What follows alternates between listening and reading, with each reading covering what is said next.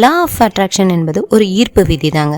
ஒரு காந்தம் இன்னொரு காந்தத்தை எந்த அளவுக்கு வேகமாக இருக்குதோ அது மாதிரி நம்ம வாழ்க்கையில் நம்மளுக்கு தேவையான எல்லா விஷயங்களையும் காந்தம் மாதிரி ஈர்த்துக்கலாம். உங்களோட ஆசைகளை இந்த ஈர்ப்பு விதி மூலமாக அடைய முடியுமான்னு நினைக்கிறீங்களா? கண்டிப்பாக அடைய முடியுங்க.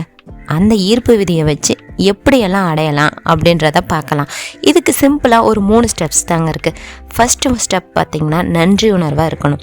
நம்ம எல்லா விஷயங்களுக்கும் நன்றி உணர்வாக இருக்கணும்.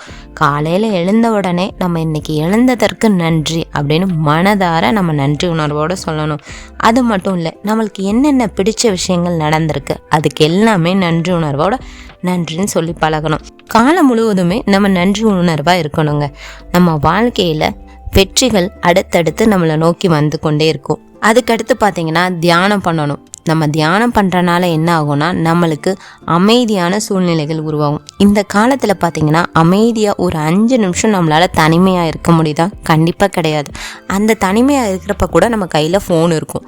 அந்த ஃபோன் இல்லாமல் நம்ம ஒரு நிமிஷம் கூட இருக்க மாட்டோம். அப்போ நம்மளுக்கு யோசிக்கிற மனநிலையே போயிடும். அதனால தான் டெய்லி தியானம் பண்ணணுங்க. டெய்லியும் நம்ம ஒரு 20 நிமிஷம் நம்ம தியானம் பண்ணோம்னா நம்மளோட மனநிலை நம்மளுக்கு தெரியும். நம்மளுக்கு என்ன வேணுன்றதை நம்மளால் யோசிக்க முடியும். அதுக்கடுத்து பார்த்திங்கன்னா நம்மளோட இலக்குகளை கற்பனை செய்யணும். அதாவது நம்மளுக்கு வேண்டியது நம்மளுக்கு கிடைச்ச மாதிரி இமேஜின் பண்ணணும். உங்களுக்கு இப்போ 1 கோடி வேணும் அப்படின்னு நினச்சிங்கன்னா உங்களுக்கு 1 கோடி உங்ககிட்ட இருக்குதுன்னு இமேஜின் பண்ணுங்கள். அந்த 1 கோடி எந்த மாதிரி நீங்கள் யூஸ் பண்ணுவீங்க அப்படின்னு எந்தெந்த மாதிரியெல்லாம் செலவு பண்ணுவீங்க அந்த மாதிரியெல்லாம் நீங்கள் இமேஜின் பண்ணுங்கள். கண்டிப்பாக அந்த 1 கோடி சம்பாதிக்கிறதுக்கான வழிகள் உங்களுக்கு பிறக்கும். அடுத்து பார்த்தீங்கன்னா பாசிட்டிவ் அஃபர்மேஷன். அதாவது நீங்கள் எல்லா நேரமுமே பாசிட்டிவாகவே திங்க் பண்ணணுங்க. நெகட்டிவாக திங்க் பண்ணக்கூடாது. ஒரு சில நேரம் மட்டும் பாசிட்டிவாக திங்க் பண்ணிவிட்டு சில நேரம் நெகட்டிவாக திங்க் பண்ணிங்கன்னா யூனிவர்ஸ்க்கு குழப்பமாயிரும்.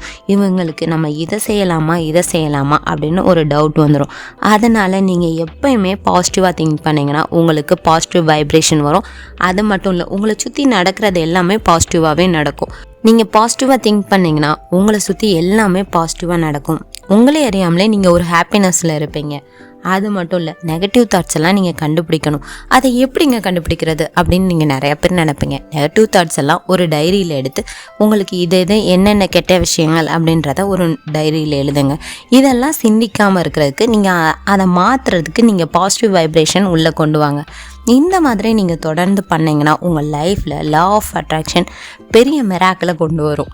நீங்கள் ரெகுலராக ஒரு சின்ன விஷயங்களுக்கு கூட நன்றி உணர்வோடு இருங்க. அது மட்டும் இல்லை, அதெல்லாம் இமேஜின் பண்ணி பாருங்கள். இமேஜின் பண்ணி பார்க்குறப்ப உங்களோட இலக்குகளை இமேஜின் பண்ணி பாருங்கள். இமேஜின் பண்ணுறது எப்படின்னா பாஸ்டன்ஸில் இருக்கணும். அதாவது எனக்கு 1 கோடி ரூபாய் வந்தது அதற்கு நன்றி அப்படின்ற மாதிரி இருக்கணும்.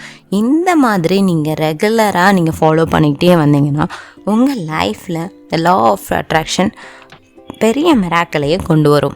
கண்டிப்பாக இந்த வீடியோ உங்களுக்கு பிடிச்சிருக்குன்னு நினைக்கிறேன். பிடிச்சிருந்துச்சுன்னா லைக் பண்ணுங்கள், ஷேர் பண்ணுங்கள், மறக்காமல் சப்ஸ்கிரைப் பண்ணுங்கள். தேங்க்ஸ் ஃபார் வாட்சிங். நெக்ஸ்ட் வீடியோவில் பார்க்கலாம்.